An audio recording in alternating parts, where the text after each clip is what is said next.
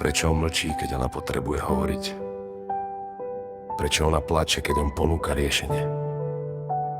Pravda nie je v tom, že by sme sa nemilovali. Pravda je v tom, že naše mozgy fungujú podľa úplne iných pravidel. Ak chceš skutočnú blízkosť, musíš prestať súdiť a začať rozumieť. Toto je biológia našej lásky. Mužský svet je svetom štruktúry a výsledkov. Jeho myslenie nie je chladné, je funkčné.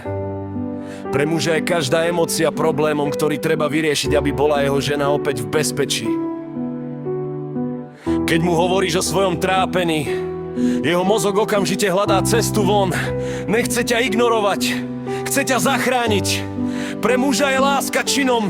Je to stabilita, ochrana, schopnosť postarať sa. Jeho ticho nie je nezáujem. Je to jeho vnútorná dielňa, kde hľadá silu byť tvojou oporou. Ženský svet je svetom prepojenia a bezpečia. Jej myslenie nie je nelogické, komplexné. Žena nepotrebuje len fakty, potrebuje cítiť, že v tom, čo prežíva, nie je sama. Keď hovorí o svojich pocitoch, nehľadá návod na opravu, hľadá svedka svojej duše. Pre ženu je zdieľanie emócií vrcholom dôvery. Ak jej ponúkneš logické riešenie namiesto objatia, má pocit, že jej pocity nie sú dôležité. Ona nepotrebuje, aby si jej problém vyriešil. Ona potrebuje, aby si ho s ňou chvíľu niesol.